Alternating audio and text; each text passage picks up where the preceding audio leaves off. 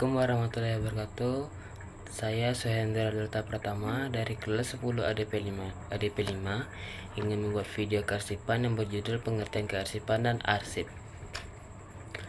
Yang bab pertama, pengertian kearsipan dan arsip, yaitu organisasi atau perusahaan melakukan kegiatan-kegiatan tertentu seperti kegiatan yang menghasilkan data atau dokumen yang berisikan informasi. Informasi tersebut akan dikumpulkan dan direkam guna kepentingan tertentu. Rekaman data atau dokumen merupakan informasi dari kegiatan yang disebut dengan arsip atau rekod.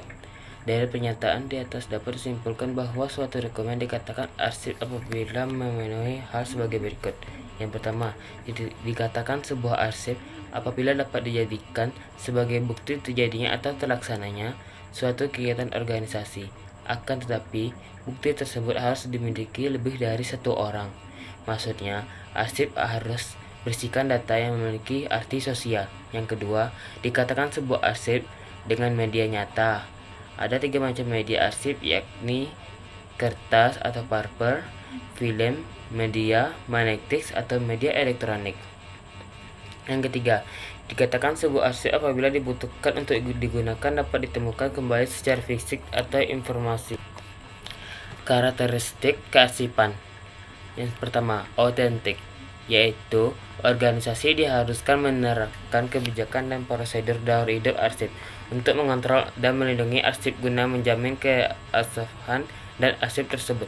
Arsip otentik dapat dibutuhkan apabila a. keberadaannya diakui, b. membuat dan mengirim arsip mengakui, c. waktu membuat dan mengiriman diakui. Yang kedua, andal, apabila arsip memiliki konten dapat dipercaya dan menunjukkan transaksi lengkap dan akurat, serta tindakan atau fakta dapat dibuktikan dan diandalkan dalam rangka transaksi atau tindakan, maka arsip tertentu dikatakan arsip andal. Yang ketiga, integritas, yaitu setiap arsip harus dilindungi dari berbagai perubahan yang tidak sah dan tidak dapat ditunjukkan. Jadi, setiap adanya perubahan arsip, pemasangan dan sebagainya harus melalui proses yang dapat diakui dan dapat ditunjukkan buktinya. Yang keempat, dapat digunakan. Maksudnya, dari arsip dapat digunakan yakni setiap arsip yang akan dapat digunakan, ditemukan kembali, ditunjukkan, dan diinterpretasikan. Wujudnya pada waktu yang berkaitan sebuah arsip dikaitan dengan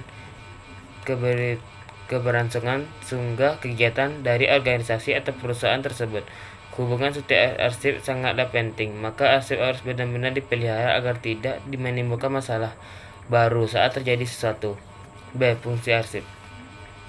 Apabila dilihat dari segi kegiatannya dan kearsipan, arsip mempunyai fungsi sebagai berikut ini. Yang pertama, sebagai alat penyimpanan warkat. Yang kedua, sebagai alat bantuan perpustakaan.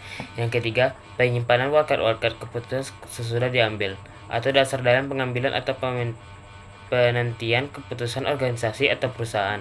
Yang keempat, sebagai penyimpanan warkat teratur dan tetap demi kepentingan mengenai kemajuan perusahaan. Sementara itu, apabila dari segi sistem penganan kearsipannya, fungsi arsip sendiri yakni sebagai berikut. 1.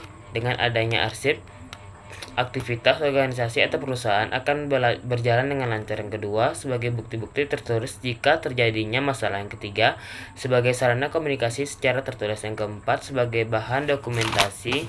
Yang kelima, sebagai alat pengingat. Yang keenam, sebagai alat penyimpanan record. 7. Sebagai alat bantu perpustakaan organisasi atau perusahaan jika memilikinya.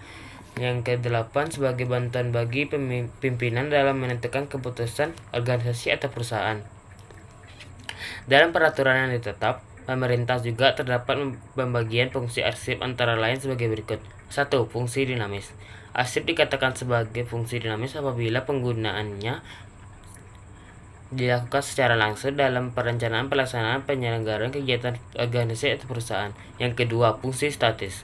Arsip dikatakan sebagai fungsi statis apabila penggunaannya tidak dilakukan secara langsung dalam perencanaan, pelaksanaan, penyelenggaraan kegiatan organisasi atau perusahaan.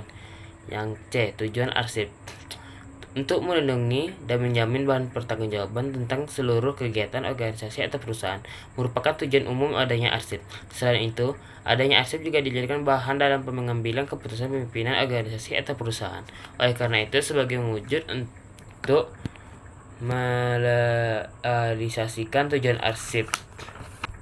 Setiap organisasi atau perusahaan sebaiknya melakukan pelaksanaan kearsipan harus 1. Menyampaikan arsip dengan aman dan ditemukan dengan mudah jika diperlukan. Yang kedua, menyiapkan arsip ketika diperlukan. Yang terakhir yaitu mengumpulkan arsip-arsip yang berkaitan dengan masalah sebagai pelengkap. Assalamualaikum warahmatullahi wabarakatuh.